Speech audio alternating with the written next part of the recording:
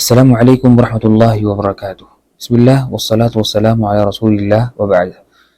اللهم علمنا ما ينفعنا وانفعنا بما علمتنا وزدنا علما یا رب العالمین. ساری تعریف اللہ تعالیٰ کے لیے ہے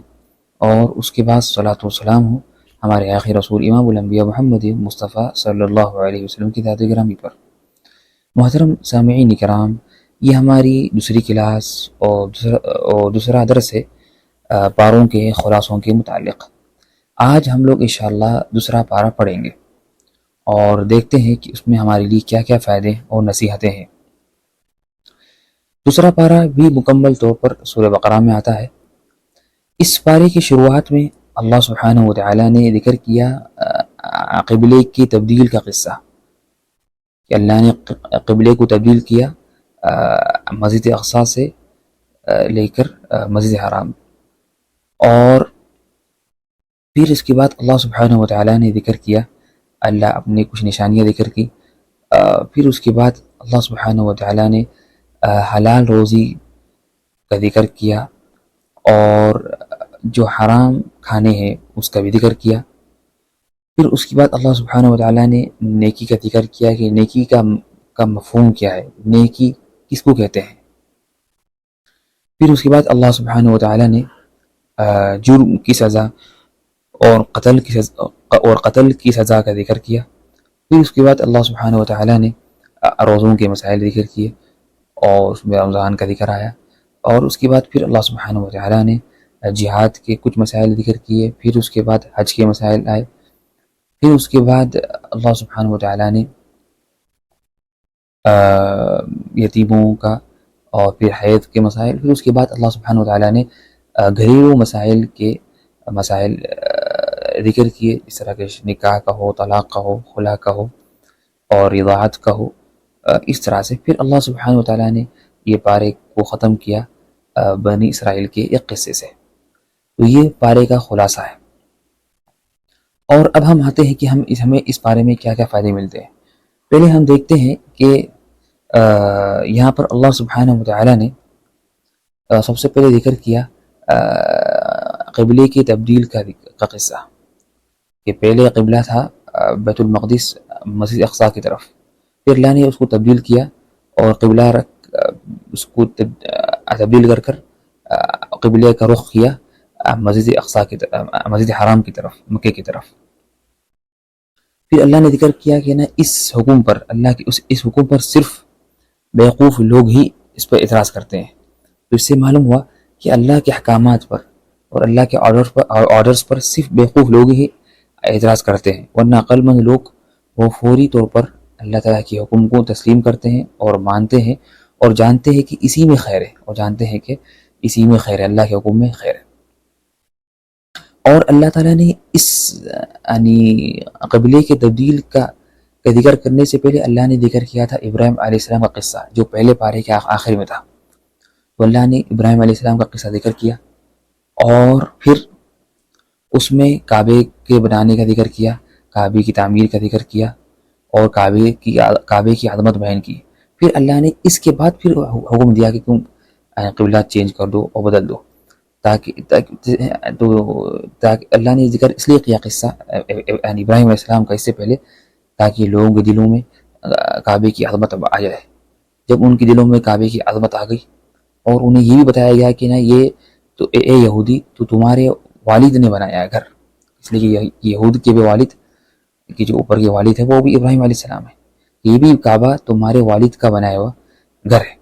تو تمہیں چاہیے کہ تم بھی اپنا قبلہ بدل لو اور اب تم قبلے کا رخ کرو مسجد حرام. اور پھر اس کے بعد اللہ تعالیٰ نے ذکر کیا کہ ہماری امت اسلامیہ، امت مسلمہ یہ امت وسط ہے، یعنی سب سے افضل امت ہے اور امت وسط ہے، یعنی ہر چیز میں اس امت میں یعنی میانہ روی ہے، اس میں اعتدال ہے اور اس میں انصاف ہے. تو وسط کا ذکر کیا گیا. اور اللہ کا یعنی یہ ایک قرآن کا اس میں ایک اچھی بات یہ ہے کہ اب یہ کہہ سکتے ہیں کہ یہ جو آیت ہے وَكَذَلِكَ جَعَلْنَاكُمْ أُمَّةً وَسَطًا، اور ہم نے اس امت کو امت وسط بنایا، یعنی بیچ کی امت جو سب سے افضل امت ہے تو یہ آیت بھی سورہ بقرہ کی سب سے بیچ کی آیت ہے، اور یہ سورہ بقرہ کی بھی سب سے بیچ کی آیت ہے۔ پھر اللہ تعالیٰ نے اس کے بعد ذکر کیا اور اپنے نبی صلی اللہ علیہ وسلم سے مخاطب ہو کر فرمایا، یہ نبی اگر آپ علم آنے کے باوجود بھی اور حق معلوم ہونے کے باوجود بھی اگر آپ ان کی بات مانتے ہیں اور ان کی خواہشات کی پیروی کرتے ہیں تو پھر آپ ظالموں میں سے ہو جائیں گے۔ تو بلا شک یہ اس میں اللہ کے رسول صلی اللہ علیہ وسلم کے لیے اصل تو خطاب تھا، لیکن یہ ساری امت کے لیے خطاب ہے کہ وہ علم جاننے کے بعد ہونے چاہیے کہ وہ کسی کی پیروی نہ کریں بلکہ صرف حق کی اتباع کریں اور قرآن اور حدیث کی اتباع کریں۔ اور اس میں ان آیتوں میں اللہ تعالیٰ نے ذکر کیا کہ نماز کو اللہ نے ایمان سے تعبیر کی اور کہا کہ وما کان اللہ لیضیع ایمانکم، اللہ تعالیٰ تمہارے ایمان کو ضائع نہیں کرے گا، اور اس سے مراد یہاں نماز ہے۔ تو اس سے معلوم ہوا کہ نہ ایمان کا اہم حصہ بلکہ ایمان کا رکن ہے عمل کرنا ایمان کا رکن ہے، اور ایسا کہ یہ اہل سنت و جماعت کا عقیدہ ہے۔ پھر اللہ نے اس کے بعد ذکر کیا ایک آیت میں اس کے اگلے صفحے میں فاستبقوا الخیرات، کہ نیکی کرنے میں سبقت لے جاؤ، نیکی کرنے میں سبقت لے جاؤ، اس لیے کہ نا اصل جو تنافس ہے، اصل جو کمپٹیشن وہ ہے اللہ کے یعنی آخرت کے معاملے میں، نہ کہ دنیا کے معاملے میں، ٹھیک ہے نا۔ تو ہمیں چاہیے کہ ہم مسابقہ کریں اور سبقت لے جائیں لوگوں سے دین کے معاملے میں۔ دنیا تو ختم ہونے والی ہے، تو عقل مند لوگ صرف آخرت کے معاملے میں سبقت لے جاتے ہیں، اور تو انسان کوشش کرے کہ وہ سب لوگوں سے پہلے یعنی مسجد پہنچ جائے، دین کے معاملے ہر کام میں سب سے پہلے پہل کرے۔ پھر اس طرح سے یہاں پر ایک اہم بات یہ بھی ذکر ہے کہ جس طرح اللہ نے ہمیں حکم دیا کہ ہم نماز میں ہمارے یعنی جسم کا ہمارے بدن کا رخ کریں یعنی کعبے کی طرف، تو اس طرح ہمارا دل کا رخ ہونا چاہیے اللہ کی طرف۔ تو نماز میں ہمارا دل اللہ کے علاوہ کسی اور کی طرف اس کا رخ نہ ہو، نہ کسی سوچ میں نہ کسی دنیا میں، بلکہ نماز میں خشوع ہو اور یکسوئی کے ساتھ صرف دل اللہ کی طرف متوجہ ہو۔ پھر اس کے بعد اللہ تعالیٰ نے ذکر کیا اس پارے کے یعنی دوسرے صفحے کے آخر میں کہ یا ایھا الذین آمنوا استعینوا بالصبر والصلاۃ، کہ اے لوگوں جنہوں نے ایمان لایا تم مدد طلب کرو نماز اور صبر کے ذریعے، نماز اور صبر کے ذریعے، اس لیے کہ نماز انسان کو دنیا کے سارے معاملات میں یہ مدد کرتی ہے اور اسے گناہوں سے روکتی ہے یہ نماز، اور اس طرح سے صبر بھی، اس لیے کہ انسان کو دنیا میں مصیبتیں آتی ہیں تو اگر انسان صبر کرتا ہے تو وہ بڑے اعلیٰ درجات حاصل کرتا ہے۔ تو دنیا کی کوئی بڑی چیز بغیر صبر کے حاصل نہیں ہو سکتی،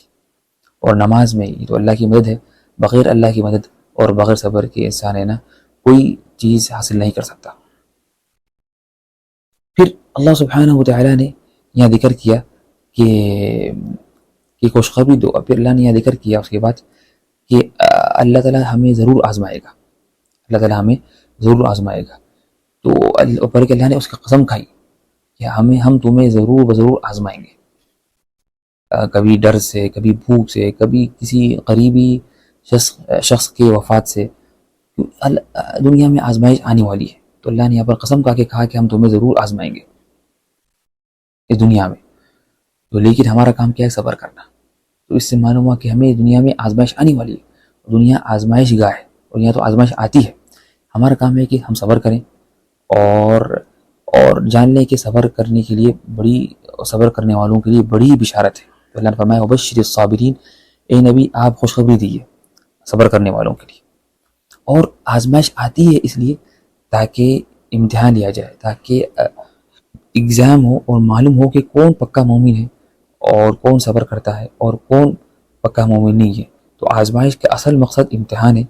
کہ کون صبر کرتا ہے اور کون صبر نہیں کرتا ہے۔ اور اللہ نے ذکر کیا بشیء من خوف، کچھ خوف۔ تو دنیا کی ساری جو آزمائشیں ہیں وہ ایسی آزمائش ہوتی ہے جو آزمائش قابل برداشت ہے، اور اگر اس سے بڑی بھی ہو، اگر انسان کو اگر اللہ نے آزمایا موت سے بھی، شہادت سے بھی، تو دنیا تو کچھ نہیں ہے، تو اس کے لیے آخرت میں اس کے لیے بہت بڑا اس کے لیے مقام ہوگا۔ پھر اللہ نے یہ ذکر کیا کہ خوشخبری تو یعنی صبر کرنے والوں کے لیے، جب انہیں مصیبت پہنچتی ہے تو وہ کہتے ہیں انا للہ و انا الیہ راجعون، تو یہ ہر مصیبت زدہ انسان کو چاہیے کہ جب بھی وہ مصیبت میں واقع ہو تو یہ کلمات پڑھے، ان للہ، کہ ہم سب اللہ تعالیٰ کے لیے، تو یہ اللہ کی بادشاہت ہے، ہم بھی اور دنیا سب اللہ کی ہے، تو اللہ کی مرضی ہے، اللہ جب چاہے ہمیں آزمائش میں ڈالے، تو ہمارا اس میں کوئی دخل عمل نہیں ہے۔ وَإِنَّا إِلَيْهِ راجعون، اور ہم اسی کی طرف لوٹ کر جانے والے ہیں، تو اس سے مصیبت کم ہو جاتی، اور مصیبت کا جو درد ہے وہ اس سے ذرا کم ہو جاتا، اس لیے کہ ہم جانتے ہیں کہ کچھ بھی ہو جائے ہمیں مرنا ہے، اللہ سے جا کے ملاقات کرنا ہے، اور اللہ کے پاس بہت بڑی اس کا ثواب ملنے والا ہے۔ تو اس سے اللہ نے فرمایا اولئک علیہم، تو انہی لوگوں پر اللہ کی درود ہے، صلوات من ربہم ورحمہ، اور اللہ کی رحمت ہے ان پر، اولئک هم المہتدون، اور یہی ہے نا ہدایت یافتہ لوگ ہیں۔ اس لیے حدیث میں آتا ہے، فرماتے ہیں اللہ کے رسول صلی اللہ علیہ وسلم، جب کسی انسان کو مصیبت پہنچے تو وہ کہتا ہے ان للہ و انا الیہ راجعون، اللہم اجرنی فی مصیبتی، اللہ مجھے اس مصیبت میں مجھے اجر دے، واخلف لی خیرا منہا، اور مجھے اس کا بہترین بدلہ عطا کر۔ تو اللہ تعالیٰ اگر کسی نے یہ دعا کی تو اللہ تعالیٰ اس کو ضرور اس سے بہتر بدلہ اسے عطا کریں گے۔ اور بعض علماء نے ذکر کیا، جیسا کہ بعض تابعین سے منقول ہے، کہ کہا کہ ان للہ و انا الیہ راجعون، یہ جو کلمہ ہے یہ اس امت کے علاوہ کسی اور امت کو نہیں ملا، یہ اس امت کا خاص، اللہ نے اس امت کو یہ خاص انعام دیا کہ انہیں یہ کلمات سکھائے کہ ہم مصیبت میں یہ بات کہیں، حالانکہ یہ چیز ہم سے پہلے کسی قوم کو، کسی امت کو نہیں ملی تھی۔ پھر اللہ نے اس کے بعد ذکر کیا کہ اللہ نے سخت وعید ذکر کی کہ جو لوگ علم کو چھپاتے ہیں، اور کہا کہ ان پر اللہ کی اور فرشتوں کی بلکہ سارے لوگوں کی ان پہ لعنت ہے۔ تو ہمیں چاہیے کہ ہم علم کو نہ چھپائیں، جو ہمیں اللہ نے علم دیا اس کو ہم پھیلائیں اور اس کو نشر کریں۔ پھر اللہ نے اس کے بعد ذکر کیا اپنے کچھ نشانیاں، کہا کہ زمین آسمان کی تخلیق، اور دن رات کا بدلنا، اور ہواؤں کا، اور پانی اور کشتیوں کا چلنا سمندر میں، ان سب میں کیا ہے؟ اللہ کی نشانیاں ہیں، آیات، اس میں نشانیاں ہیں کہ قوم یعقلون، عقل مندوں کے لیے۔ تو عقل مند ان اللہ کی ان نشانیوں میں غور کریں تاکہ ان کا ایمان اور بڑھ جائے اور وہ اللہ کی معرفت ہو سکے۔ تو اللہ کی معرفت سب سے بڑی اہم چیز ہے، اور اللہ کی معرفت ہوتی ہے قرآن حدیث کے ذریعے یا اللہ تعالیٰ کی جو نشانیاں ہیں اللہ کی مخلوقات میں غور فکر کرنے میں۔ پھر اس کے بعد اللہ سبحانہ و تعالیٰ نے ذکر کیا کہ کچھ لوگ ایسے ہیں جو لوگ جنہوں نے کیا کیا، اللہ کے ساتھ کسی اور کو برابر کر دیا اور برابر ٹھہرا دیا، اور ان سے ایسی محبت کرتے ہیں جس طرح اللہ سے محبت کرتے ہیں۔ پھر فرمایا کہ حالانکہ مومن لوگ، ایمان والے، اللہ سے زیادہ محبت کرتے ہیں۔ تو اسے معلوم ہوا کہ جتنا انسان کا ایمان بڑھتا ہے اتنا ہی زیادہ انسان کی محبت اللہ سے بڑھ جاتی ہے۔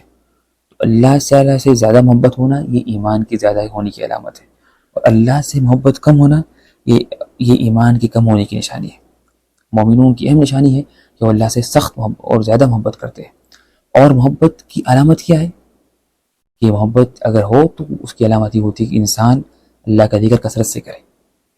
اس لیے جب انسان کسی سے محبت کرتا ہے تو وہ اس کا زیادہ ذکر کرتا ہے۔ اس لیے اللہ تعالیٰ نے اس سے پہلے ذکر کیا تھا ان آیتوں سے پہلے، فَاذْكُرُونِي أَذْكُرْكُمْ، تم مجھے یاد کرو میں تمہیں یاد کروں گا، تم مجھے یاد کرو میں تمہیں یاد کروں گا۔ اور اس طرح سے محبت پھر عمل کے ذریعے ظاہر ہونا ضروری ہے کہ ہم اللہ کی بات مانیں۔ اس لیے جو انسان اگر کسی سے محبت کرتا ہے تو وہ سب سے پہلے اس کی بات مانتا ہے، اس کی بات پر عمل کرتا ہے۔ تو اگر ہم دعویٰ کرتے ہیں کہ ہم اللہ سے محبت کرتے ہیں تو ہمیں چاہیے کہ ہم سب سے پہلے اللہ کی عمل میں، اللہ تعالیٰ کی بات سننے میں، اللہ کے احکام میں عمل کرنے میں سب سے آگے رہیں۔ پھر اللہ نے اس کے بعد ذکر کیا کہ کس طرح یہ جو لوگ جنہوں نے کیا کیا، اللہ کے علاوہ کسی اور سے محبت کی یا ان کی تعظیم کی یا ان کی عبادت کی، تو کس طرح یہ لوگ قیامت کے دن افسوس کریں گے اور ندامت میں رہیں گے اور حسرت میں رہیں گے، بلکہ وہ جن کی کرتے تھے عبادت وہی ان سے بری ہو جائیں گے اور کہیں گے کہ ہمارا ان سے کوئی تعلق نہیں تھا، ہمارے سے ان سے کوئی تعلق نہیں تھا۔ تو اس سے ہمارے لیے یہاں پر نصیحت ہے کہ انسان اپنا دل دنیا میں اللہ کے علاوہ کسی اور سے نہیں تعلق اس کو جوڑے، دل کو صرف اس کا تعلق دنیا میں صرف اللہ تعالیٰ سے ہو، اس کا تعلق دنیا میں صرف اللہ سبحانہ و تعالیٰ سے ہو، اس لیے کہ قیامت کے دن اللہ کے علاوہ اس کے لیے اور کوئی کام میں آنے والے نہیں ہے۔ پھر اللہ نے اس کے بعد ذکر کیا کہ تم لوگ شیطان کے سٹیپس فالو مت کرو، لا تتبعوا خطوات الشیطان، اور اور اس میں اور اللہ تعالیٰ نے اس بارے میں 2 بار ذکر کیا کہ تم لوگ شیطان کے اسٹیپس کی فالو مت کرو، شیطان کے خطوات پر، شیطان کے نقش قدم پر مت چلو، اس لیے کہ شیطان ڈائریکٹ ہمیں حرام کرنے کا حکم نہیں دیتا، بلکہ اسٹیپ بائی اسٹیپ ہمیں حرام کے قریب ہمیں لے کر جاتا ہے۔ تو اللہ نے اس بارے میں دوسرے پارے میں 2 بار یہ ذکر کیا کہ تم شیطان کے نقش قدم پر مت چلو، شیطان کے خطوات کی پیروی مت کرو، اس لیے کہ شیطان آہستہ آہستہ کر کے انسان کو بڑے گناہ تک پہنچا دیتا ہے۔ پھر اللہ نے یہاں پر ذکر کیا کہ حرام کھانے سے بچو، حرام کھانے سے بچو۔ پھر اللہ نے اس کا ذکر کیا کہ یہود یا منافقین سے جب کہا جاتا ہے کہ تم پیروی کرو اس چیز کی جس کو اللہ نے نازل کیا قرآن کی، تو وہ کہتے ہیں کہ نہیں، بلکہ ہم اس کی اتباع کریں گے جو ہم نے پایا تھا اپنے والدین کو یا اپنے آبا و اجداد کو اس پر۔ انہوں نے قرآن پر عمل کرنا چھوڑ کر اپنے والدین یا اپنے آبا و اجداد کے طریقے پر عمل کیا۔ تو اس میں بلا شک تو اس سے معلوم ہوا کہ نا مومن ہمیشہ قرآن حدیث کی بات مانتا ہے اور اس کے علاوہ کسی اور کی بات آگے نہیں بڑھاتا، اگرچہ وہ بات اس کے معاشرے کی یا اس کی آبا و اجداد کی بات کے خلاف بھی نہ ہو۔ لیکن منافق جو ہوتا ہے، منافق اور یہودی، ان کی صفات میں سے یہ ہے کہ وہ قرآن حدیث کی بات چھوڑ کر اپنے آبا و اجداد کی بات مانتے ہیں۔ تو ہر کوئی شخص جو کسی مذہب یا کسی امام کے بارے میں تعصب کرتا ہے، ان کی باتوں پر تعصب کرتا ہے قرآن حدیث چھوڑ کر، تو اس کے اندر بھی ان یہودیوں یا منافقوں کی مشابہت پائی جاتی ہے۔ پھر اللہ نے ذکر کیا کہ نا کہ تم لوگ کھاؤ، اللہ تعالیٰ نے جو تمہیں حلال روزی دی، اور اس پہ اللہ کا شکر ادا کرو۔ تو اللہ کا شکر ادا کرنا کھانے کے بعد اور ہر نعمت کے بعد یہ بلا شک چاہیے کہ انسان ہمیشہ وہ شاکر رہے، اللہ تعالیٰ کی ہر نعمت پر وہ شکر ادا کرے۔ پھر اللہ نے اس کے بعد کچھ چیزیں ذکر کی جو اللہ نے حرام کیا، اور صرف یہاں پر حلال چیزوں کا ذکر اللہ نے نہیں کیا بلکہ حرام چیزوں کا ذکر کیا۔ تو اس سے معلوم ہوا کہ نا اصل چیزوں میں، کھانے پینے کی چیزوں میں اصل حل ہے کہ اصل کھانے پینے کے ساری چیزیں حلال ہیں سوائے اس کے جس کو اسلام نے حرام قرار دیا ہے۔ تو حرام کھانے پینے میں حرام چیزیں تھیں جو ہے اس کو اللہ نے ذکر کر دیا یا اس کا اسلام نے ذکر کر دیا، تو اس سے معلوم ہوا کہ اس کی باقی کی ساری چیزیں حلال ہوتی ہیں۔ پھر اس کے بعد اللہ نے ذکر کیا کہ نیکی وہ نہیں ہے کہ تم اپنا چہرہ پھیرو مشرق یا مغرب کی طرف، بلکہ نیکی کیا ہے اللہ نے یہاں ذکر کیا۔ ایک ہی آیت میں، تھوڑی لمبی آیت ہے، اس میں اللہ نے نیکی کیا ہے ذکر کیا۔ پھر یہی آیت کے آخری میں ذکر کیا یہی لوگ متقی ہیں اور یہی لوگ سچے لوگ ہیں۔ تو نیکی، تقوی اور سچائی کی نشانی یہ ہے کہ انسان اس آیت جو ہے، اس کا نام آیت البر ہے، کہ نیکی کی آیت، اس پہ عمل کرے۔ اور یہ آیت بہت اہم آیت ہے، چاہیے کہ ہر مسلمان اس آیت کو غور کرے، اس کی تفسیر پڑھے، اس پہ عمل کرنے کی کوشش کرے، جس میں دین کا خلاصہ ذکر کیا گیا ہے۔ اس میں دین کا خلاصہ ہے کہ اللہ فرمایا نیکی وہ نہیں ہے کہ تم اپنا چہرہ پھیرو مشرق یا مغرب کی طرف، لیکن نیکی وہ ہے کہ تم ایمان لاؤ اللہ پر، آخرت پر، اور فرشتوں پر، اور کتابوں پر، اور نبیوں پر،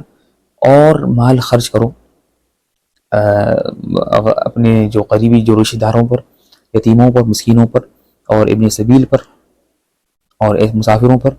والسائلین اور جو مانگتے ہیں، اور پھر رقاب اور گردنیں آزاد کرانے پر، وقام الصلاۃ اور نماز قائم کرو، اور زکوٰۃ دو، اور عہدوں کو پورا کرو، اور صبر کرو مصیبتوں میں، بیماریوں میں، تنگی میں، اور جنگ کے وقت۔ تو یہ جو کریں گے یہ کام، تو یہی لوگ متقی ہیں اور یہی لوگ سچے لوگ ہیں۔ تو یہ جو صفات ہے، یہ جو اس کو اپناتا ہے تو وہی کیا سچا ہے، متقی ہے، اور یہ نہیں، اور یہی نیکی ہے، اور یہ کیا ہے، اور یہی نیکی ہے۔ اور اللہ نے اس آیت میں ذکر کیا وَآتَ الْمَالَ عَلَى حُبِّهِ، اور جو مال خرچ کرتا ہے اگرچہ اسے اس مال کی محبت ہے۔ تو بلا شک انسان کو مال سے محبت ہوتی ہے، یہ ایک نیچر میں ہے کہ انسان مال سے محبت کرتا ہے، لیکن انسان اس کے باوجود بھی اللہ کے راہ میں مال خرچ کرے، محبت کے باوجود بھی، تو بلا شک یہ اصل بڑی نیکی ہے۔ اور پھر اللہ نے فرمایا اس آیت کے آخری میں وَالصَّابِرِينَ فِي الْبَأْسَاءِ، جو لوگ صبر کرتے ہیں بیماری میں، وَالضَّرَّاءِ اور تنگی میں، اور غربت پر، وَحِينَ الْبَأْسِ اور جب جنگ ہوتی ہے۔ تو تین یہ صبر مطلوب ہے، صبر ہمیں چاہیے کہ ہم صبر کریں ان تینوں حالتوں میں، بیماری میں، اور غربت پر، تنگی پر، اور یعنی اگر اللہ نے حکم دیا جہاد کرنے کا تو پھر اس پر بھی ہم صبر کریں۔ پھر اللہ نے اس کے بعد ذکر کیا کہ وَلَكُمْ فِي الْقِصَاصِ حَيَاتٌ، اور تمہارے لیے قصاص میں، یہ قاتل کو مارنے میں، قاتل کی سزا قتل ہے، تو قاتل پر سزا نافذ کرنے میں تمہارے لیے زندگی ہے، تمہارے لیے زندگی ہے۔ اس لیے کہ اگر ہم قاتل کو، جس نے قتل کیا، اس کو مار دیں گے، اس کا قتل کریں گے، تو پھر باقی لوگ ڈر کر قتل نہیں کریں گے، ورنہ اگر ہمیں چھوڑ دیں گے تو پھر ہر کوئی جرأت کرے گا قتل کرنے پر۔ تو اس سے معلوم ہوا کہ اللہ کے حکم سے بڑا کوئی اور اچھا کوئی حکم نہیں ہے، تو قتل کی سزا قتل ہی ہونی چاہیے۔ لیکن آج کل جو لوگ کہتے ہیں کہ نا ہمیشہ کے لیے جیل وغیرہ، یہ سب یعنی غلط ہے، بلکہ اور یہ فائدہ مند نہیں ہے، بلکہ اس سے قتل اور بڑھتا ہے معاشرے میں۔ پھر اللہ نے اس کا ذکر کیا کہ پھر اللہ نے اس کے بعد روزوں کی مسائل ذکر کیا، اور فرمایا یا ایھا الذین آمنوا کتب علیکم الصیام، تم پر روزے فرض کیے گئے تھے کما کتب علی الذین من قبلکم۔ تو یہاں پر پھر اللہ نے کہ جس طرح ہم نے روزے فرض کیے تم سے پہلے لوگوں پر، پھر اللہ نے اس کا ذکر کیا ایام معدودات، کہ کچھ گینے چنے دن ہیں۔ تو یہاں پر اللہ نے دو باتوں کے ذریعے مومنوں پر کو تسلی دلائی، اور کہا کہ ممکن ہے کچھ لوگ بولے کہ 30 دن کی روزے رکھنا ہے، 30 دن لگاتار روزے رکھنا ہے، تو ممکن یہ بڑا مشقت کا کام ہے۔ تو اللہ نے کہا کہ نہیں، تم اکیلے نہیں ہے، بلکہ تم سے پہلے لوگ بھی روزہ رکھا کرتے تھے، تو اس سے انسان یعنی پر یہ بوجھ بڑا نہیں پڑتا کہ جب وہ دیکھتا ہے کہ اس سے پہلے بھی لوگ روزہ رکھتے تھے۔ پھر اس کے بعد یہ بہت کم گنے چنے دن ہے، ایام معدودات، بہت کیا ہے، یہ گنے چنے دن ہے۔ اور علماء نے یہ بھی کہا کہ اللہ تعالیٰ نے یہاں پر اس لیے کہا رمضان کے بارے میں یہ گنے چنے دن ہے کہ انسان اس میں زیادہ محنت کرے، کہ وہ جان لے کہ یہ دن ختم ہونے والے، آج یا کل ختم ہو جائیں گے، تو انسان غنیمت جان کر اس میں پھول دبا کے محنت کرے اور اللہ کی عبادت میں۔ اور اللہ نے اس میں ذکر کیا کہ تقوی روزے کا مقصد کیا ہے، وہ ہے انسان کو تقوی حاصل ہو، وہ انسان کو تقوی لعلکم تتقون، کہ تمہارے اندر تقوی پیدا ہو۔ اور رمضان بلا شک یہ قرآن کا مہینہ ہے، اس لیے اللہ نے فرمایا شہر رمضان الذی انزل فیہ القرآن، رمضان وہ مہینہ ہے جس میں اللہ نے قرآن نازل کیا، یعنی اس میں قرآن نازل ہونا شروع ہوا، اس مہینے میں قرآن نازل ہونا شروع ہوا۔ تو چاہیے کہ انسان رمضان میں قرآن سے اس کا تعلق، گہرا تعلق ہو، قرآن پڑھنا، تلاوت کرنا، سمجھنا اور قرآن پر عمل کرنا۔ پھر اللہ تعالیٰ نے اس روزوں کی آیتوں کے درمیان اللہ نے ایک آیت ذکر کی، دعا کی آیت، فرمایا وَإِذَا سَأَلَكَ عِبَادِي عَنِّي، اے نبی اگر میرے بندے میرے بارے میں سوال کریں تو آپ کہیے فَإِنِّي قریب، بلکہ اللہ نے کہا کہ فَإِنِّي قریب، تو میں قریب ہوں، بلکہ اللہ نے فقل بھی نہیں کہا کہ نبی آپ کہیے، یہ بھی نہیں کہا، بلکہ ڈائریکٹ اللہ نے خود جواب دے دیا فَإِنِّي قریب، کہ میں قریب ہوں۔ تو اس سے معلوم ہوا کہ دعا میں بندے اور اللہ کے درمیان کوئی واسطہ نہیں ہے، تاکہ نبی بھی نہیں ہے۔ تو ورنہ اکثر سوالات میں اللہ تعالیٰ کہتے ہیں اے نبی آپ کہیے، فقل، قل یعنی آپ نبی ان سے یہ کہیے، یہاں پر اللہ نے قل بھی نہیں کہا، تاکہ معلوم ہو جائے کہ دعا میں بندے اور اللہ کے درمیان کوئی واسطہ نہیں ہے، ڈائریکٹ اللہ تعالیٰ بندے کی دعا قبول کرتا ہے، اور یہ اللہ کی شان ہے، اللہ کی قدرت ہے۔ اللہ بے وقت سب کی سنتا ہے، سب کو دیکھتا ہے، سب کی حالات جانتا ہے، تو یہ اللہ کی شان ہے۔ تو ہم چاہیے کہ خاص طور پر رمضان میں روزے کی حالت میں خاص طور پر اللہ سے کثرت سے دعا کریں، اس لیے کہ اللہ نے وعدہ کیا کہ میں ضرور دعا کرنے والے کی دعا قبول کروں گا جب وہ مجھ سے دعا کرتا ہے، یعنی حقیقی طور پر صحیح دعا کرتا ہے، جس طرح دعا کرنا چاہیے۔ یہ اللہ نے یہاں پر ذکر کیا ہے کہ دو لوگوں کو روزہ چھوڑنے کی یہاں پر ہے نا اس کی رخصت ہے اور اجازت ہے، بیمار اور مسافر کو، بیمار اور مسافر کو۔ پھر اللہ نے ذکر کیا اس کے بعد کہا کہ نا کہ شوہر بیوی کے لیے لباس ہے اور بیوی شوہر کے لیے لباس ہے۔ تو اللہ نے جو تعلق ہے اور جو کہ تعلق ہے میاں بیوی کے درمیان، شوہر بیوی کے درمیان، اس کو اللہ نے لباس سے تعبیر کیا۔ جس طرح لباس اور انسان کا جسم جس طرح بالکل ایک دوسرے سے لگے ہوتے ہیں، بالکل اس طرح شوہر بیوی کا تعلق یہ ہے۔ تو یہ تعلق کسی اور میں نہیں ہے، نہ حتیٰ کہ باپ بیٹے میں، نہ ماں بیٹی میں ہے۔ تو یہ بہت گہرا تعلق ہوتا ہے شوہر بیوی کے درمیان۔ تو اس کے حقوق ہیں جو اللہ نے اس کا ذکر کیا اس پارے کے آخری میں۔ پھر اللہ سبحانہ وتعالیٰ نے روزوں کے آیتوں سے پہلے بھی اور روزوں کے آیتوں کے بعد بھی ذکر کیا مالوں کا، اموال کا ذکر کیا، پیسوں کے احکامات. اس لیے کہ سب سے بڑی خیانت یا دھوکہ جو ہو سکتا ہے دنیا میں، یا جو لوگ دیتے ہیں، وہ مال کے بارے میں، وہ پیسوں کے بارے میں. تو اللہ نے کیا کیا، مالوں کے کا جب ذکر کرنے کے سے پہلے اور بعد اور بیچ میں روزے کا ذکر کیا، ان دونوں بیچ میں. اس لیے کہ روزے سے انسان میں تقویٰ پیدا ہوتا ہے، اور جب تقویٰ آتا ہے تو پھر انسان خیانت نہیں کرتا، خیانت نہیں کرتا. اور پھر اللہ نے کہا کہ یہاں پر کہ تم حرام مال مت کھاؤ، رشوت وغیرہ مت لو. تو چاہیے کہ انسان ہمیشہ حرام مال سے بچے اور جان لے کہ یہ اس میں اس کے لیے برکت نہیں ہوگی، بلکہ یہ مال اس کے لیے الٹا نقصان کا وجہ بنے گی. پھر اللہ نے یہاں پر ذکر کیا کہ پھر اللہ نے اس کا جہاد کا ذکر کیا، اور قتال اور جہاد کی کچھ مسائل ذکر کیا. اور اس میں اللہ نے یہاں پر اہم چیز بیان کی کہ نا کہ جہاد کا مقصد کیا ہونا چاہیے. تو وقاتلوم حتی لا تکون فتنۃ ویکون الدین للہ، کہ جنگ کرو حتیٰ کہ فتنہ ختم ہو جائے جو شرک ہے، اور سارا دین اللہ تعالیٰ کے لیے ہو جائے، اور سب لوگ اللہ کے دین کو مان لیں. تو جہاد کا مقصد ہی یہ ہے کہ لوگ اللہ کے دین کو مان لیں. جہاد کا مقصد یہ نہیں کہ بس خون بہایا جائے یا لوگوں کو مارا جائے، بلکہ جہاد کا مقصد اللہ کا دین پھیلایا جائے. اور پھر اللہ نے یہاں پر ذکر کیا کہ جو تم پر زیادتی کرے تو تمہیں جائز ہے کہ تم اس طرح ہی بس تم اس پر اپنا بدلہ لو، لیکن اس میں زیادتی مت کرو. اتنا اس نے تم پر زیادتی کی، یا تم پر اس نے نا تمہیں نقصان پہنچایا، تو اس پر نقصان پہنچاؤ اتنا ہی بس، اس پہ زیادتی مت کرو. پھر اللہ سبحانہ وتعالیٰ نے یہاں پر ذکر کیا کہ تم اللہ کے راہ میں خرچ کرو. انفاق کا حکم دیا گیا کہ اللہ کے راہ میں خرچ کرو، اور اپنے آپ کو ہلاکت میں مت ڈالو، اپنے آپ کو ہلاکت میں مت ڈالو. اور اس آیت کا جو مطلب جو سلف سے ثابت ہے کہ تم خرچ نہ کر کے ہلاکت میں مت ڈالو اپنے آپ کو. اس لیے کہ اللہ کے راہ میں خرچ نہیں کرنا یہ ہلاکت ہے.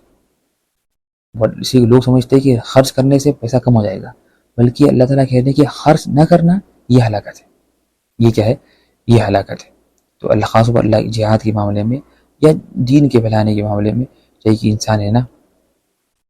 اللہ کے راہ میں خرچ کرے، اور جان لے کہ خرچ نہ کرنا یہ ہلاکت کی وجہ بن سکتی ہے. یہ اللہ نے اس کے بعد ہے نا حج کا ذکر کیا. تو حج عمرے کا، اور ہم جانتے ہیں حج اسلام کا 5 رکن ہے. تو انسان حج کے لیے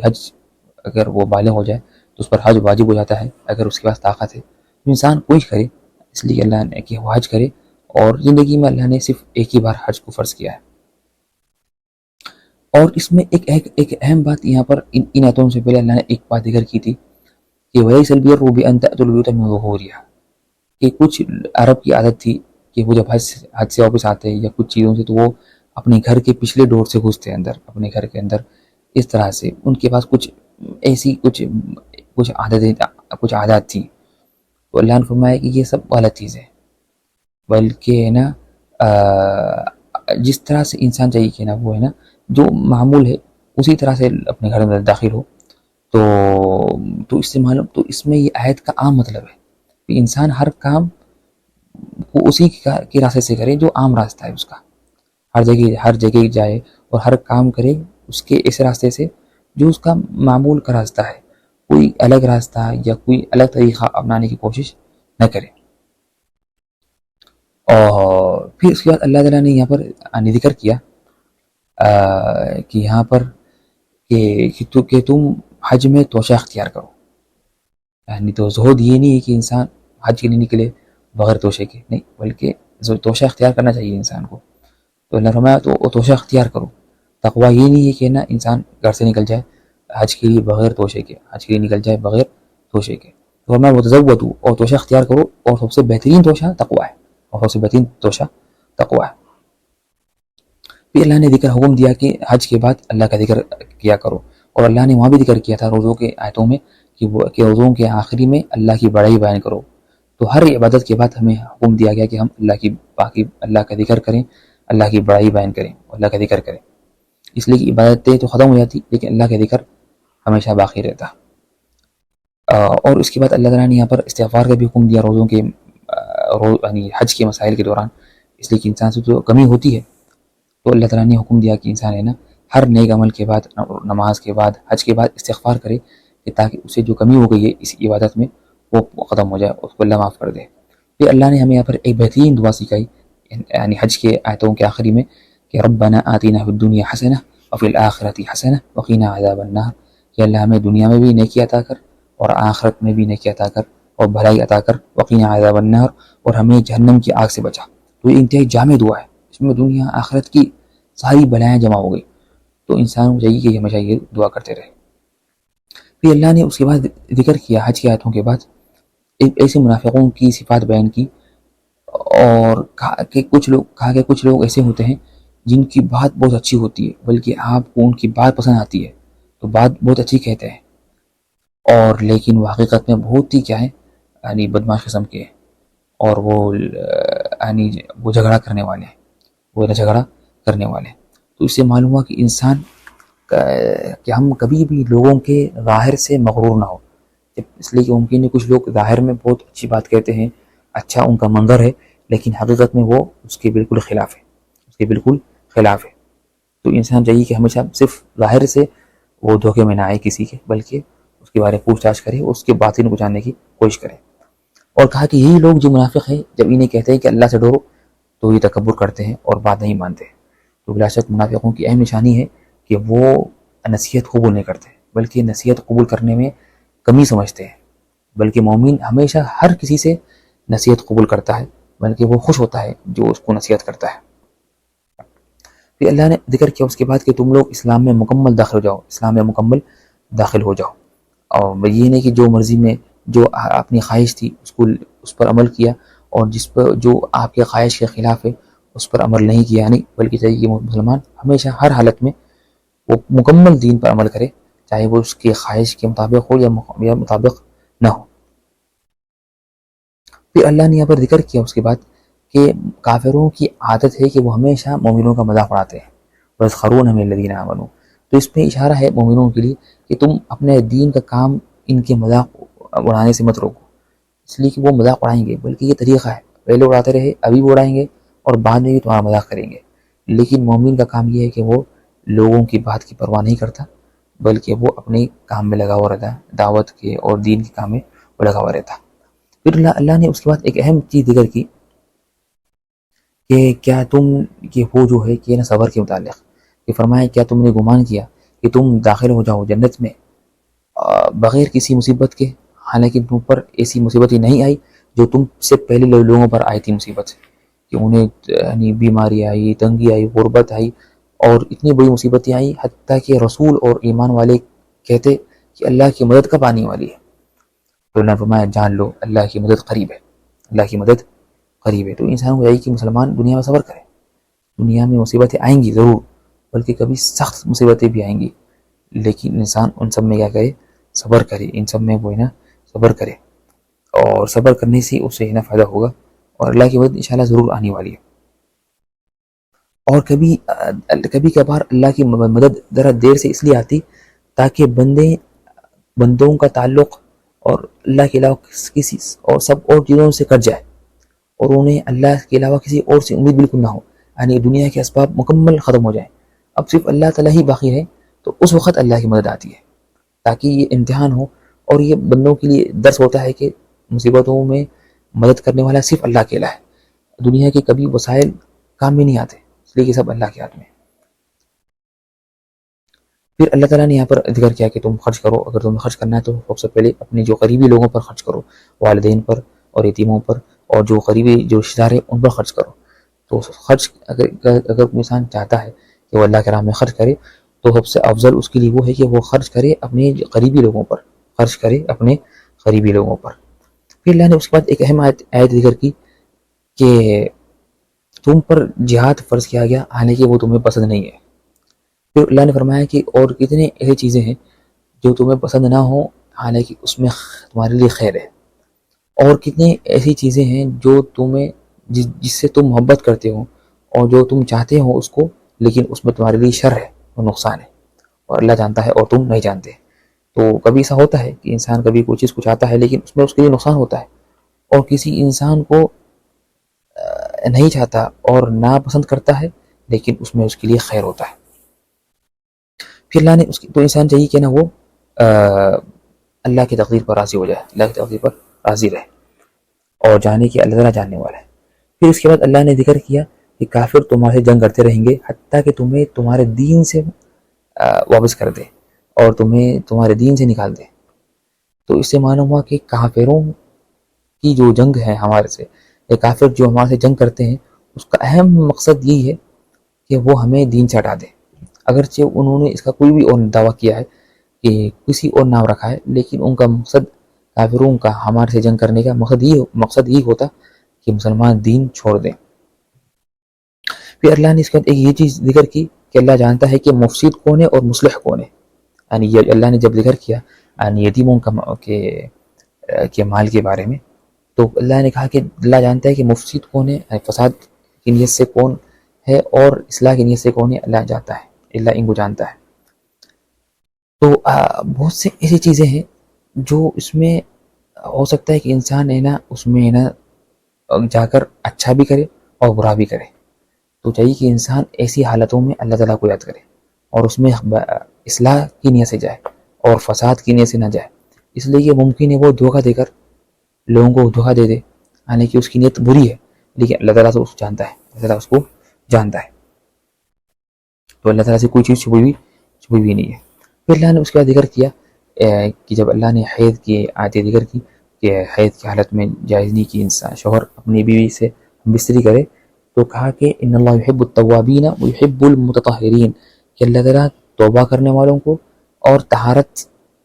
میں رہنے والوں کو اللہ پسند کرتا ہے اور ان سے محبت کرتا ہے. تو اللہ نے اس میں دونوں ذکر کیے کہ ظاہری طہارت ہے جو طہارت ہے, اور باطنی جو دل کی صفائی ہے وہ توبہ سے ہوتی ہے. تو اسلام میں دونوں کا حکم دیا گیا کہ انسان دل کی صفائی کرے گناہوں تو توبہ سے, اور ظاہری اپنے جسم کی صفائی کرے طہارت سے. تو دونوں اسلام میں مطلوب ہے. پھر اللہ نے اس کے بعد ایک اہم آیت ذکر کی کہ وَلَا تَجْعَلُوا اللَّهَ عُرْضَةً لِأَيْمَانِكُمْ, کہ تم قسم کھا کر نیک کاموں سے مت باز آ جاؤ, کہ تم لوگ قسم کھا لو کہ میں یہ کام نہیں کروں گا, پھر تم نیک کام مت کرو اس لیے کہ تم نے قسم کھا لی, بلکہ نہیں کہ تم لوگ ہے نا ایسا مت کرو, بلکہ اگر کسی نے قسم بھی کھا لی تو وہ نیک کام کرے اور اس قسم کا کفارہ دے, اس قسم کا کیا کرے, وہ ہے نا کفارہ دے. اور پھر اللہ نے فرمایا واللہ سمیع علیم, اللہ تعالیٰ سننے والا اور جاننے والا ہے. تو یہاں پر ایک اہم بات ہے کہ اس بارے میں اور بلکہ ہر باروں میں چاہیے کہ انسان غور کرے کہ اللہ تعالیٰ نے آیتوں کا جو ختم کرتے ہیں, آیتوں کی اختتام میں اللہ تعالیٰ جو اپنے ناموں کا ذکر کرتے ہیں, اپنے ناموں کا جو ذکر کرتے ہیں, تو اس میں غور کریں, اس میں ہماری نصیحتیں. اللہ نے جب ذکر کیا قسم کا تو کہا کہ واللہ سمیع علیم, اللہ تعالیٰ سننے والا ہے ہر بات کو, ہر قسم کو سننے والا ہے. علیم کہ دل میں قسم کا مقصد کیا ہے, انسان نے یہ قسم کیوں کھائی, اس کے مقاصد کو اللہ تعالیٰ جانتا ہے. تو اللہ سے کوئی چیز چھپی بھی نہیں ہے. پھر اللہ نے یہاں پر فرمایا کہ نا یہاں پر اس کے بعد اللہ تعالیٰ نے یہاں ذکر کیا کہ طلاق کے مسائل میں کہ بیوی کے بھی وہی حقوق ہیں اس طرح شوہر کے حقوق ہیں. وَلَهُنَّ مِثْلُ الَّذِي عَلَيْهِنَّ بِالْمَعْرُوفِ, کہ جس طرح شوہر کی بیوی پر حقوق ہیں اس طرح بیوی کے بھی شوہر پر حقوق ہیں, بیوی کی بھی شوہر پر حقوق ہیں. اور اللہ نے کیا کیا گیا نا, ہر ایک کو اس کے حقوق رکھیں. تو شوہر کے حقوق الگ ہیں, بیوی کے حقوق الگ ہیں, دونوں کے حقوق ہیں. تو چاہیے کہ شوہر اپنے بیوی کے حقوق ادا کرے اور بیوی بھی اپنے شوہر کے حقوق ادا کرے. اس لیے اس آیت کی تفسیر میں فرماتے ہیں ابن عباس رضی اللہ عنہما کہ میں چاہتا ہوں کہ میں اپنی بیوی کے لیے یعنی مزین ہوں, اور میں اپنی بیوی کے لیے بھی ہے نا اچھی کپڑے پہنوں, اور جس طرح میں چاہتا ہوں کہ میری بیوی میرے لیے اچھے کپڑے پہنے اور خوبصورت شکل میں آئے, تو میں بھی اس کے لیے نا اس کے پاس یعنی خوبصورت شکل لے کے جاتا ہوں. اس لیے کہ بیوی کے بھی حقوق ہے, بیوی کے بھی حقوق ہے. اور اس میں اللہ نے ذکر کیا بالمعروف, معروف ہے عرف, جو عام طور پر اس معاشرے میں اس زمانے کے اعتبار سے جو عرف ہے اس پر عمل کیا جائے گا. پھر اللہ نے یہاں پر فرمایا ہے کہ وَلِلرِّجَالِ عَلَيْهِنَّ درجہ, لیکن مردوں کا ایک درجہ ہے, مردوں کا ایک درجہ اعلیٰ درجہ ہے عورتوں پر, ٹھیک ہے نا. تو یہ اللہ نے آدمی کو ایک بڑا مقام عطا کیا عورتوں سے، اور یہ بھی اس میں تو لیکن اس کے باوجود بھی اسلام نے حکم دیا کہ اور آدمیوں کو اللہ نے حکم دیا مردوں کو کہ وہ اپنی بیویوں پر رحم کریں اور ان سے اچھا معاملہ کریں، اور بیوی کو حکم دیا کہ وہ اپنے شوہر کی اطاعت کرے تاکہ دنیا چلے، تاکہ دنیا اور زندگی اور ایک فیملی بالکل اچھے انداز میں آگے بڑھے۔ پھر اس کے بعد یعنی اللہ نے ذکر کیا کہ تم جب اللہ نے ذکر کیا طلاق کے مسائل، اس میں یہ ذکر کیا کہ تم اللہ تعالیٰ کی آیتوں کو، اللہ کے احکام کا مذاق مت اڑاؤ۔ تو جب اللہ نے ذکر کیا طلاق اور وغیرہ وغیرہ میں، تو کہا کہ اس میں مذاق مت اڑاؤ، اس کا کھیل، اس سے کھیل مت کرو اس کا۔ تو جو لوگ آج کل ہے نا طلاق کے مسائل کا یا شادی کے مسائل کا یا خلا کے مسائل کا وہ کھیل تماشا بنا لیے اپنی خواہشات کو پورا کرنے کے لیے، تو بلا شک ان کے لیے سخت وعید ہے۔ اللہ نے فرمایا کہ تم لوگ اللہ تعالیٰ کے احکام کو کھیل مت بناؤ، وَلَا تَتَّخِذُوا آیَاتِ اللَّهِ ہُزُوًا۔ پھر اللہ سبحانہ وتعالیٰ نے اس کے بعد یعنی یہاں پر یا نصیحت کی کہ جو عورت کا ولی ہے کہ وہ اگر دو میاں بیوی یعنی لڑائی کے بعد ملنا چاہتے ہیں تو انہیں ملنے دو اور روکو مت۔ اور کئی بار ایسا ہوتا ہے کہ میاں بیوی لڑائی کے بعد ملنا چاہتے ہیں لیکن گھر والے روکتے ہیں اور اکساتے ہیں، بلا شک یہ کیا ہے، بالکل انتہائی غلط بات ہے۔ اور اس میں یہ بھی تو اس میں یہاں پر بھی ایک اشارہ ہے کہ نکاح میں ولی کا ہونا ضروری ہے، اور جس حدیث میں آتا ہے کہ نکاح بغیر ولی کے باطل ہے باطل ہے باطل ہے۔ اور اس کے بعد اللہ تعالیٰ نے یہاں پر ذکر کیا کہ جو لوگ دودھ پینے والے بچے ہیں، چھوٹے بچے ہیں، کہ کہا کہ نا ان کو ان کی مائیں دودھ پلائیں گی 2 سال، اور فرمایا کہ نا اگر 2 سال سے پہلے اگر چاہتے ہیں کہ ان کا دودھ روک دیا جائے تو وہ چاہیے کہ وہ دونوں کے مشوروں سے ہو، والد اور والدہ دونوں کے مشوروں سے یہ کام ہونا چاہیے۔ پھر اللہ نے اس کے بعد یہاں پر ہے نا ذکر کیا کہ نا اس کے بعد حکم ذکر کیا کہ جو عورت کے شوہر کا انتقال ہو جائے تو وہ عورت عدت گزارے 4 مہینے 10 دن، 4 مہینے 10 دن، اور اس میں احداد کرے کہ اس میں اس عورت ہے نا زینت اور خوبصورتی کو ترک کرے اور اپنے شوہر کے گھر میں رہے عدت پوری ہونے تک۔ نہ پھر اللہ سبحانہ وتعالیٰ نے یہاں پر ایک مسئلہ ذکر کیا کہ اگر کوئی شخص طلاق دے یعنی خلوت سے پہلے، یعنی بیوی سے ہم بستری کرنے سے پہلے وہ طلاق دے دے نکاح ہونے کے بعد، اور مہر کو متعین کرنے سے پہلے، تو کہا کہ ہے نا اس میں ہے نا کہ لیکن انہیں مہر مت دو، لیکن انہیں کچھ دے دو، کچھ رقم دو، انہیں کچھ چیز دے دو تاکہ عورت کا دل یعنی کیا ہو کہ عورت کا دل یعنی اس میں ہے نا اس کو تسلی ہو، اور اس میں اس کی یعنی دلداری ہو عورت کی کہ اس کو یعنی اس نے نا شادی ہوتی طلاق دے دی۔ تو یہ اسلام کا طریقہ ہے کہ اسلام ہمیشہ چاہتا ہے کہ نا لوگوں کا دل کو یعنی لوگوں کی دلداری ہو، اور اس میں نا تاکہ یعنی اسلام نے کیا کیا، لوگوں کے مشاعر کا اور لوگوں کے حوال کا خاص خیال کیا کہ وہ ہے نا ان کا دل نہ ٹوٹ جائے اور غم میں نہ ہو جائے۔ تو چاہیے کہ مسلمان بھی ہمیشہ کیا کرے کہ نا وہ ہے نا اس طرح سے ہے نا ہمیشہ ہے نا لوگوں کا دل نہ توڑے، اور اگر اس سے کچھ ہوتی بھی تو انہیں کچھ چیز دے دے، اگر وہ لگتا ہے کہ اس نے کچھ ایسا کام کیا ہے جس سے کسی کا دل ٹوٹ گیا ہے، اور وہ تو اس کی دلداری کے لیے تو کیا کرے کہ نا اس کے لیے اس کو ہے نا کچھ چیز دے دے تاکہ وہ اس سے خوش ہو جائے، تاکہ وہ اس سے کیا ہو، وہ خوش ہو جائے۔ پھر اللہ تعالیٰ نے کیا کیا یہاں پر ہے نا، یہاں ذکر کیا کہ کہا کہ تم میاں بیوی دونوں شوہر بیوی آپس میں ایک دوسرے کا احسان مت بھولو اور احسان فراموش مت کرو، اس لیے کہ شوہر کے بھی احسان ہے بیوی پر اور بیوی کا بھی احسان ہے شوہر پر، تو طلاق کے حالت میں بھی چاہیے کہ انسان ہے نا دونوں ہے نا ایک دوسرے کے احسان کو نہ بھولیں۔ اور پھر اللہ نے طلاق کے آیتوں کے بیچ میں اللہ نے ذکر کیا نماز کی پابندی کا ذکر کیا، نماز کی پابندی کا ذکر کیا، کہا کہ نماز کی پابندی کرو، حافظوا علی الصلوات والصلاۃ الوسطیٰ، اور خاص طور پر بیچ کی نماز، اور یہ بیچ کی نماز عصر کی نماز ہے، اور بیچ کی نماز یہ عصر کی نماز ہے۔ اور ہم دیکھتے ہیں کہ اکثر لوگ عصر کی نماز کی پابندی نہیں کرتے اور اسے ضائع کرتے ہیں، چاہے بچے ہوں تو اسکول سے آ کر سو جاتے ہیں، یا جو آفس سے آتے ہیں کام کر کر جاب کر کر، وہ بھی ہے نا اسے ضائع کر دیتے ہیں.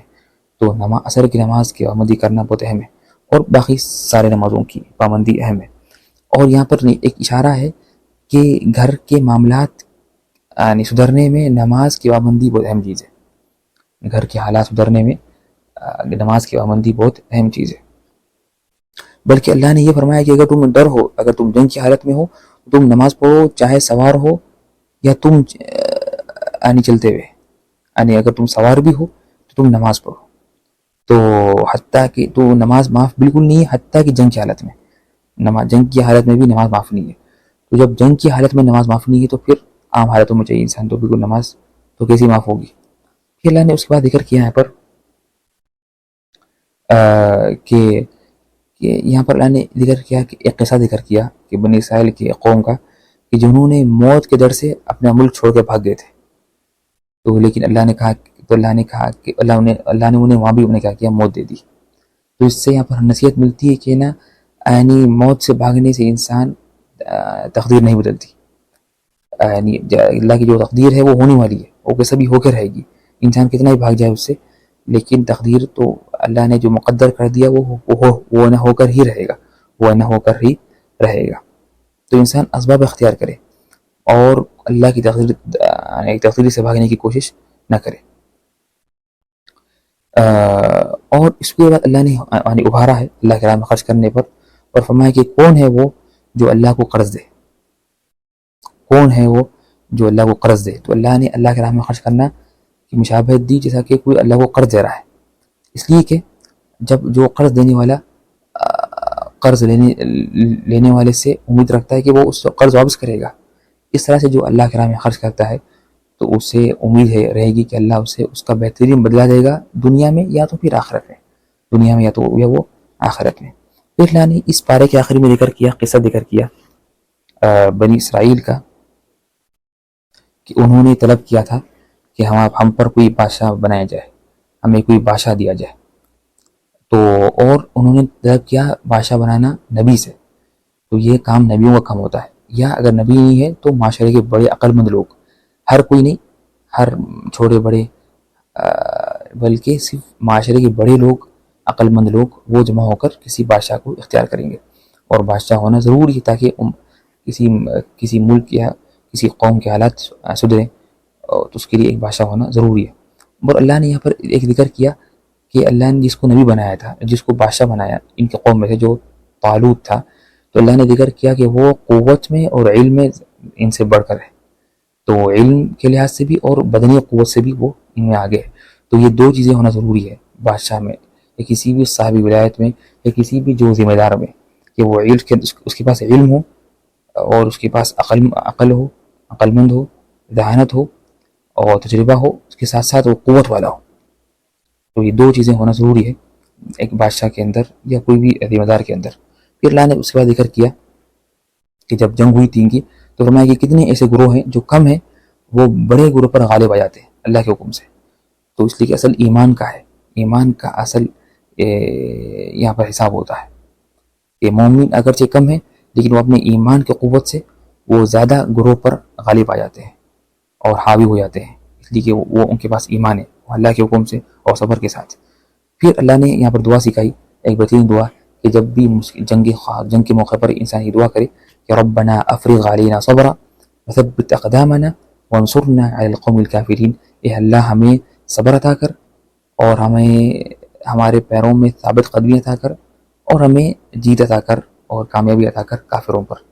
تو یہ دعا بھی چاہیے کہ انسان کرے ہمیشہ. تو یہ کچھ یعنی اس پارے کے متعلق اس میں کچھ یعنی اہم باتیں تھیں. اور اس میں ایک اہم بات یہ بھی ہے کہ اللہ نے یہ کیا کیا کہ نا بہت سے اس بارے میں جو احکام ذکر کیے روزے کے، طلاق وغیرہ کے، اس میں آخر میں ذکر کیا تقوی کا، کہ تم اللہ سے ڈر کے جان لو، معلوم جان لو کہ اللہ تعالیٰ دیکھنے والا ہے، اللہ سننے والا ہے، اللہ ہر چیز سے باخبر ہے. ان اللہ بما تعملون خبیر، تم جو کر رہے اللہ اسے باخبر ہے، اللہ اس کو دیکھ رہا ہے. تاکہ لوگ